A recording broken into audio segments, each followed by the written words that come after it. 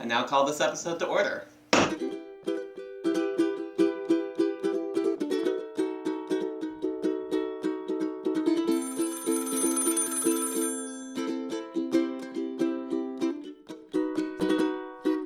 Hello and welcome to the Brewster Call, a voice of reason in a world of chaos. I'm your host, Jason.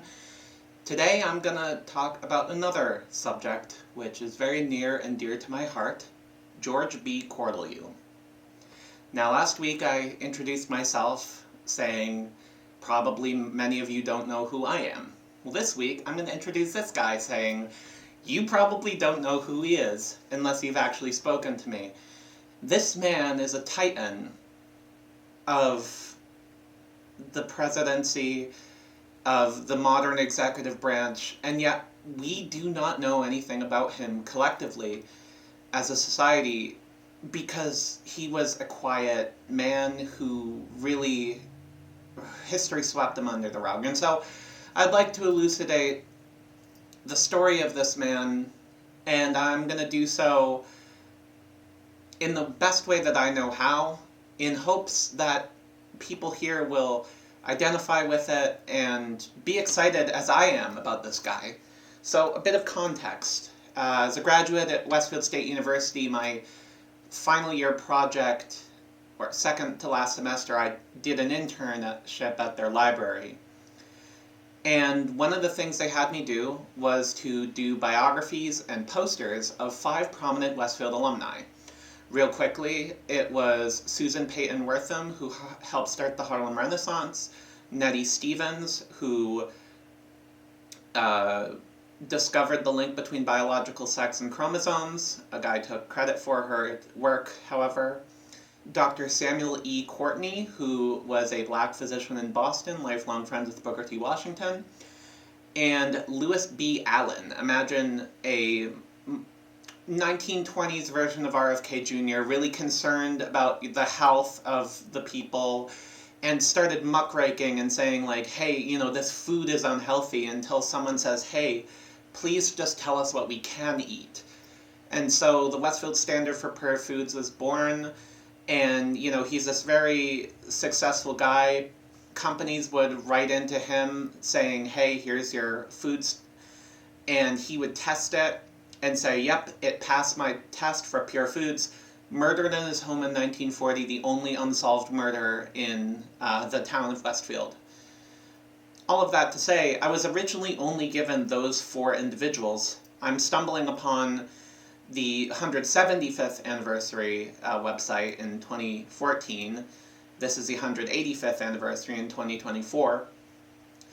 And it says, George B. Cortelyou, first Secretary of the Treasury.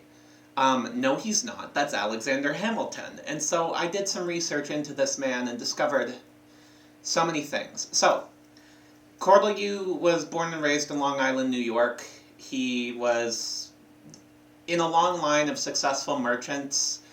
I guess one of his great-great-grandfathers, Jacques Cortelyou, had done one of the first maps of New Amsterdam back before it was New York. And so he's in a pretty distinguished family. He goes off to college at the time at the Westfield Normal School for Teachers. He goes on, first he tries to do piano, so he's a classically trained pianist. Then he realizes, well, I can't really make a ton of money in that, and so he gets training to be a stenographer.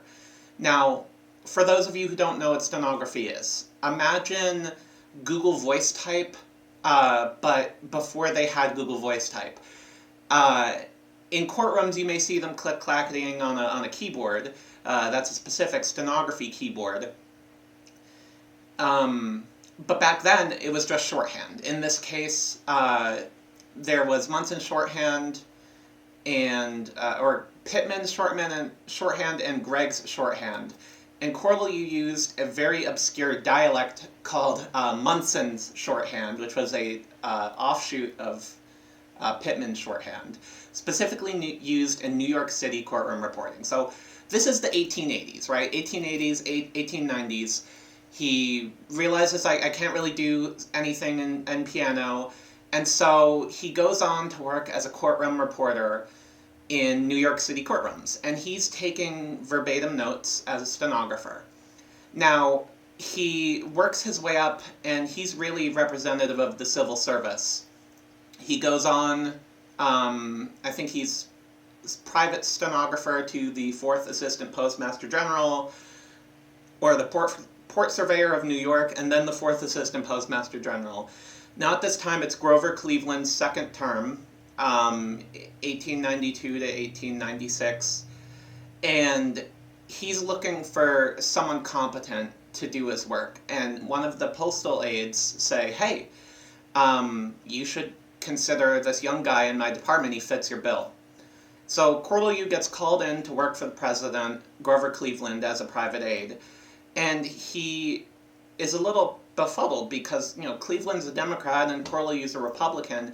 And so he says as such, he's like, Mr. President, I don't want to be under any false illusions here. You know I'm a Republican. He's like, I don't care a darn about your politics. He didn't say darn, but this is public broadcast. I don't really care about your politics. I want someone who's decent to do my work. And Cortelyou does such a good job that Grover Cleveland specifically recommends this man to William McKinley. This is 1896. And so all of a sudden, he is made the assistant secretary to the president. Well, who's the actual secretary? A guy by the name of John Addison Porter. He is the, shall we say, social secretary, like, rubbing elbows with all the people at cocktail parties and saying, oh, like, look at me, I'm secretary to the president. And so between 1896 and 1901, Cortelyou is basically doing John Addison Porter's job. This man runs a very tight ship. He creates systems that we still use today. For example, there was a lot of influx of mail during the Spanish-American War of 1898, and so he would filter through all of that mail and write on like the top left-hand corner, personal or correspondence. Only about like 1% of the mail would actually get to the president. The rest was forwarded to other departments based on needs, so it wasn't wasting time with frivolous requests. For all intents and purposes, George B. Cortelyou was the first modern-day chief of staff, press secretary, and head of security all wrapped up in one guy. Think about that for a second.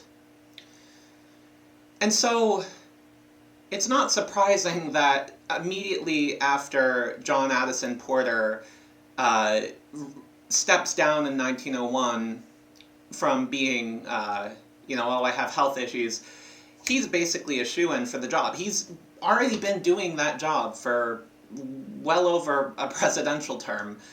And he got the McKinley administration through the Spanish-American War.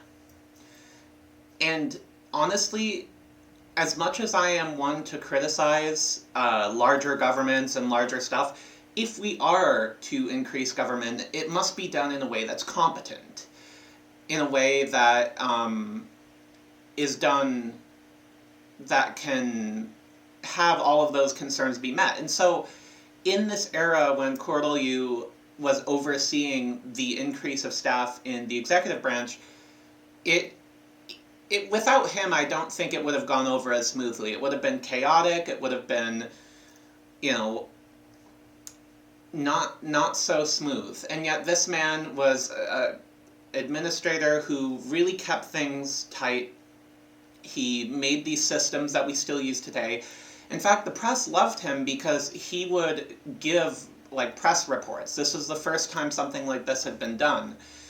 For further reading on this, I recommend The Bully Pulpit by, I believe it's Doris Kearns Goodwin.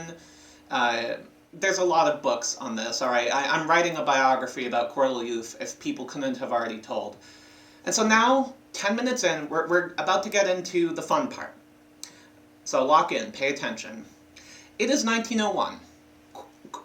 McKinley just won re-election with young New York Governor Theodore Roosevelt as his running mate. He replaced Garrett Hobart, who died during McKinley's first term. And Mark Hanna, the Ohio kingmaker, does not like Teddy Roosevelt. In fact, he says, McKinley, the one thing you have to do is stay alive. Okay. September 1901 rolls around, or slightly beforehand, and McKinley says, I want to go to this great Pan-American exposition in Buffalo, New York. Cortelyou takes one look at it, and he's probably thinking to himself, are you insane? There have been anarchist shootings, heads of state dropping like flies all across Europe, and you want to publicly shake hands with your supporters in the Temple of Music? I will not have it. Now, he probably didn't say all of that. Cortelyou was a quiet man, and yet he took it off McKinley's schedule. McKinley put it back on. Cortelyou took it off. McKinley put it back on. This happens like 3 times before McKinley says, I have no enemies. No one would want to harm me. Ominous foreshadowing.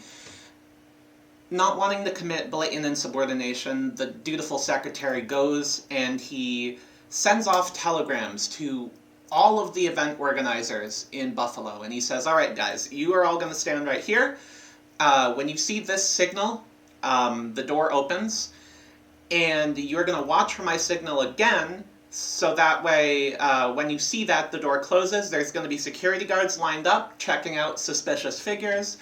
And he had a lock on all of the advance work for this event, like start to finish. He tried to anticipate everything. Well, the day of the event comes. McKinley had visited Niagara Falls the day earlier. He's having fun in Buffalo. And the doors are opened. And people are walking in, and McKinley is a very likable, sanguine man. He has this method where he shakes hands with somebody and then sort of pushes them off to the side very gently. He has a warm smile, and everyone really liked McKinley. No one really knows about McKinley unless you're a history buff, but he's a very well-loved man.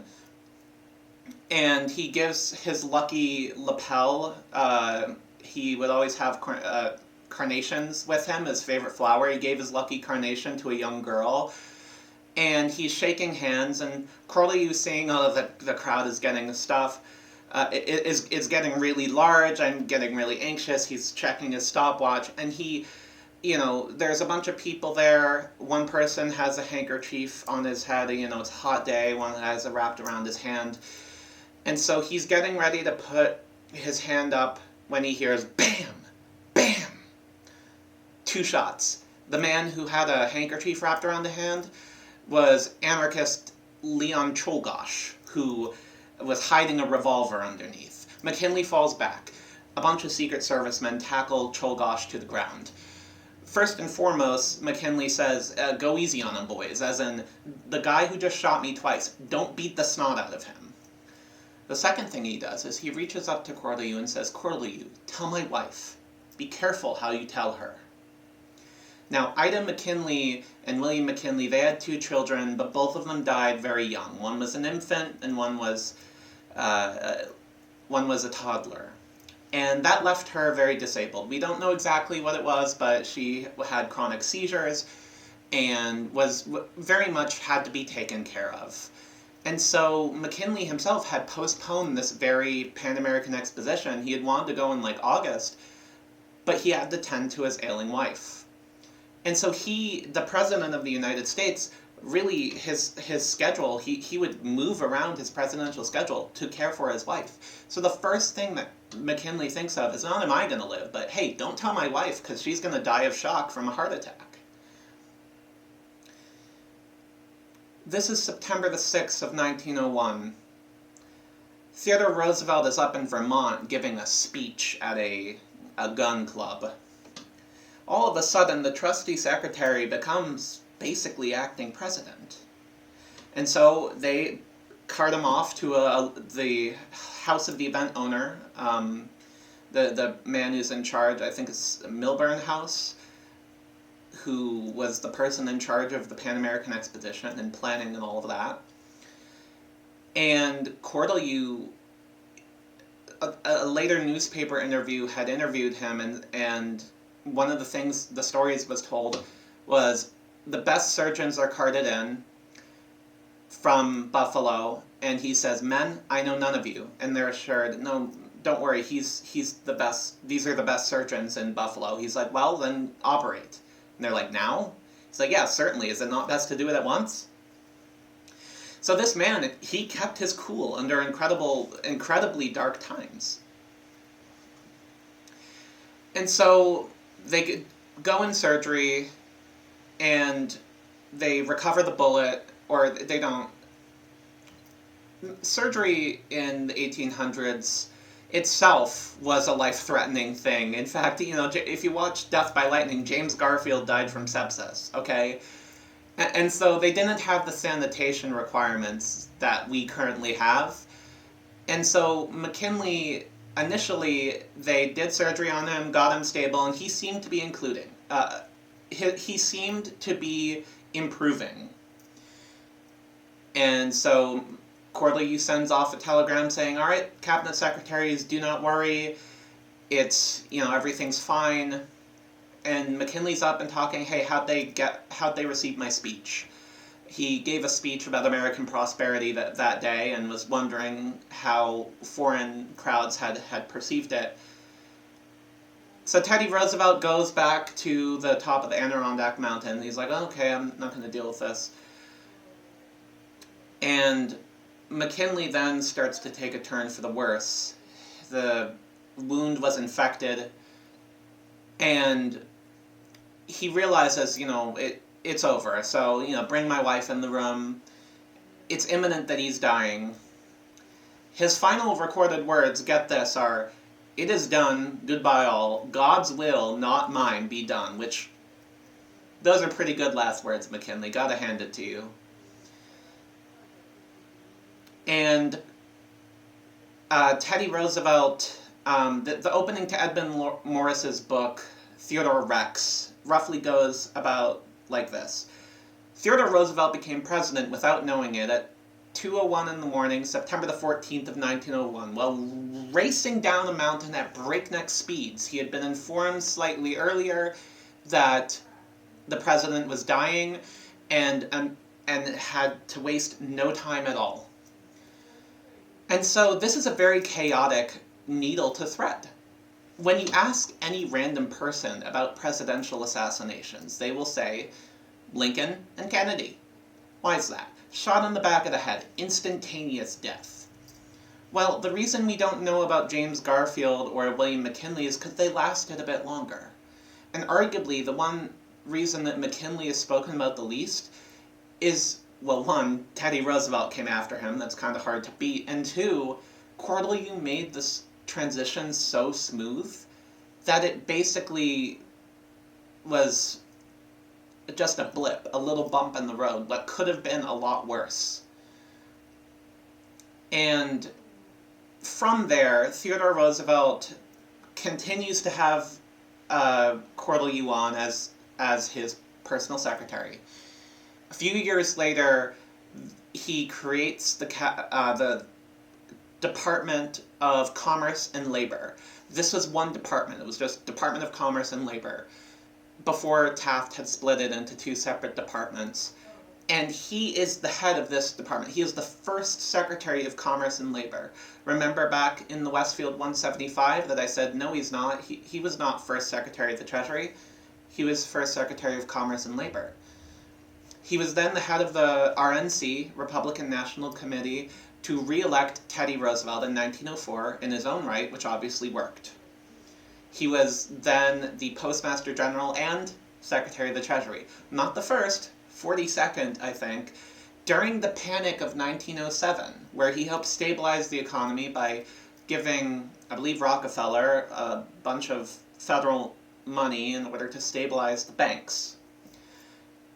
This man held several cabinet-level positions. And one story that is recalled later on in Michael Medved's book, The Shadow Presidents, in his chapter, George B. Cortelyou, The Humanized Machine, is Teddy Roosevelt and him sit down at his private house, and TR says, hey, I want you to be president. And Cortelyou responds, I'm honored, sir. I don't think a president should choose their own successor, but I'm flattered. Walks away thinking that it was a binding promise. And then a few weeks later, Teddy Roosevelt puts his arms around Taft and says, this is the next president. Cortelyou, this was his boss. He could have said, hey, what gives, Teddy? I thought you said I was the guy. But he didn't need to. This quiet, competent secretary, knowing that he had done everything he could in Washington, took on the head of Consolidated Edison Gas Company, turned it into a behemoth. From 1909 to 1935, he turn this thing into a massive titan that still exists in New York City today. He dies in 1940 and retreats as a ghost within the footnotes of history. So why is that? Why is it that a man that had such an outsized influence is forgotten about? Well, a few reasons. Number one, as I say, he was a quiet man. By this, I don't mean physically quiet, like speaking in a low voice, but he didn't speak often. But when he did speak, people listened, because it was something important for him to say it. Number two, he was not really self-seeking. He lived a life of duty, and he